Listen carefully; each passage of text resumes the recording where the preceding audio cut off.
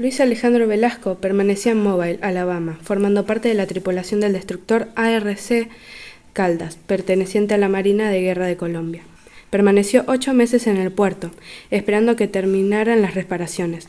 En las noches libres, él y sus compañeros se dedicaban a salir con las respectivas novias y a beber en la taberna Joe Paloca. La noche antes de zarpar hacia Colombia, el marino Luis Alejandro Velasco pensaba en su familia y de pronto se sintió invadido por extraños presentimientos. Había visto la película El motín del Caine y temía que le sucediera lo mismo que a los marineros de ese barco, el cual estaba comandado por un capitán neurótico. Preso del insomnio, pasó la noche sin dormir. Era tanto su temor que había planeado dejar de ser marino una vez que llegara a Cartagena de Indias. El primer día de viaje no hubo contratiempos. Reinaba un ambiente de cordialidad entre la tripulación. Los marinos hacían bromas entre ellos hasta que se presentó el fuerte oleaje. El 23 de febrero, a la hora del almuerzo, navegando por el Golfo de México, el barco empezó a moverse. Durante la noche, el mar se movía tanto que inclinaba la nave. Algunos marinos se marearon. Ordenaron el paso a babor. El barco estaba escorando a tribor y la intención era equilibrarlo con el peso de la tripulación. En la mañana, las olas reventaban en el puente y bañaban la cubierta. Esperaban que les ordenaran soltar la carga.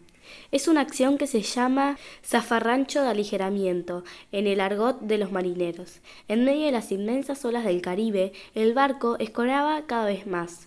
Les ordenaron colocarse los salvavidas, pero nada que los mandaba a aligerar el peso de la carga. La ola los empujó. Algunos marinos cayeron al agua. Entre ellos estaba Luis Alejandro Velasco. A punto de ahogarse, escuchó los gritos de sus compañeros. Entre las cajas que flotaban en el mar había 2 balsas. Una desapareció, pero pudo llegar a la otra. Aún así, mantuvo la esperanza de que no tardarían en salvarlo.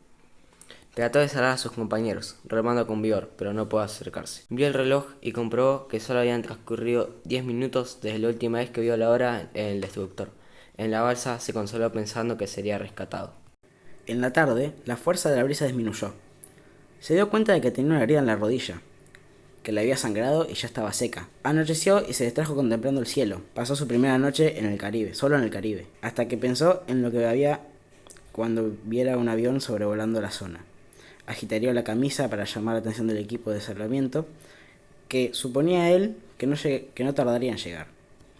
En la mañana experimentó gran alegría, al punto de sentirse verdaderamente feliz por primera vez en su vida. Sintió que un avión se acercaba y agitó la camisa, seguro de que lo verían, pero el avión siguió de largo. Estaba agobiado por la sed y divisó otro avión que se dirigía hacia la balsa, y hasta logró distinguir a un hombre que lo observaba con binóculos desde la cabina. «¡Me ha visto!», exclamó, pero el avión se alejó del lugar. En la tarde se presentaron los tiburones que merodeaban la balsa para alimentarse de los peces. Con la llegada de la noche le sobrevino el terror. Contemplaba la osa menor para sentirse menos solo. Estando con los ojos cerrados, ve a su amigo Manjarres, que le señala las luces de un puerto. La sed y el hambre lo acosan. La claridad del amanecer sustituyó las luces del puerto. Estaba delirando. El náufrago comenzó a perder la memoria. Aunque contaba los días que pasaba en el mar, llegó a confundir la cuenta. En la noche volvió a ver a su amigo Manjarres, quien le señaló las luces de un barco. Desesperado, remó hacia la dirección de la nave, pero este se fumó en el océano. Recordó con una obsesión un libro titulado El marinero renegado, que relata la historia de un marino. Durante la guerra, su barco chocó contra una mina, se refugió en la isla habitada por caníbales y lo cocinaron vivo. Un día se dio cuenta de que habían 7 gaviotas sobrevolando por su balsa. Era señal de cercanía de la costa. Tomó una de las aves y las despedazó para satisfacer el hambre, pero no pudo comerla y la tiró al mar. Imaginó que su familia lo habría dado por muerto, como en efecto ocurrió. El hambre le hizo sacar unas tarjetas del almacén de Alabama que guardé en los bolsillos. Estaban húmedas y sintió un gran alivio en la garganta. Se tragó la papilla de cartón y pensó que iba a sobrevivir. Hizo intentos por despegar la seda de los zapatos, sin lograrlo. Deseaba masticar las botas. Esa noche pudo dormir. Según García Márquez, el náufrago relata: si hubiera tenido una navaja, habría despedazado los zapatos y hubiera masticado tiras de caucho. Era lo más provocativo que tenía al alcance de la mano.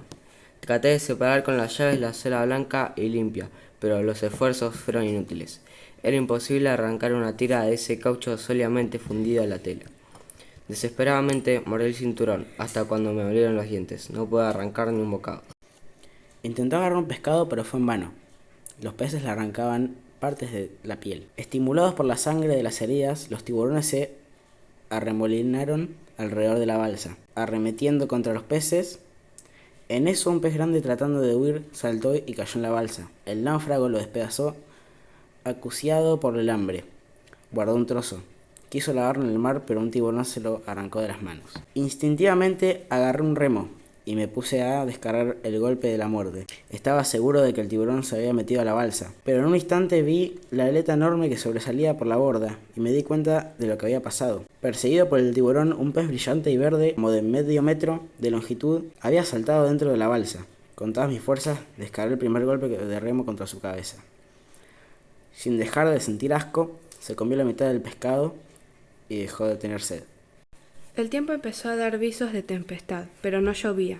Creyó que podría recoger agua en sus botas. Llevaba 7 días en el mar. El oleaje era mucho más fuerte que del día del accidente. Una enorme ola volteó la balsa, pero no pudo. No podía quejarse. Si esa ola lo hubiera atacado en la tarde, habría sido víctima de los tiburones. Casi sin respiración y atormentado por la sed, vio una gaviota adulta y pesada que se posó en la balsa. Esto le hizo pensar que estaba cerca de la costa. No sentía hambre y tomaba con frecuencia sorbos de agua de mar. El 7 de marzo se percató de que el agua cambiaba de color azul a verde. Podía identificar el límite entre los dos colores. Este hallazgo, unido a la presencia de gaviotas, lo convenció de la cercanía de la costa. Al llegar a la noche, logró dormir. La balsa se deslizaba suavemente. La gaviota que se había posado en la mañana continuó allí. El náufrago la apretó contra su cuerpo con ternura hasta que la dejó libre. Con la piel lastimada y el cuerpo sangrando, empezó a perder la esperanza de llegar a tierra. Él sabía que cuando la zona de los pulmones es expuesta al sol durante mucho tiempo, las quemaduras pueden afectar la respiración. Se acostó boca abajo. No sentía dolor, pero sí una diferencia total hacia la vida. En la noche revivió mentalmente todo lo vivido después del accidente. Era incapaz de distinguir entre el delirio y la realidad. Empezó a tomar conciencia de su cuerpo, sintió dolor en la rodilla y el viento frío del amanecer. A las 4 de la madrugada miró el reloj. Un poco más tarde, cuando el cielo se puso azul, vio frente a él una fila de cocoteros. Quiso remar, pero casi había perdido los remos en su lucha con los tiburones. Además, no tenía fuerza. La corriente arrastraba la balsa hacia los acantilados. Decidido, se lanzó al mar y comenzó a nadar. Llevaba entre los dientes una medalla de la Virgen Carmen. Bueno, hasta acá te podemos contar. Si querés saber más, podés leer el libro Relato de un náufrago.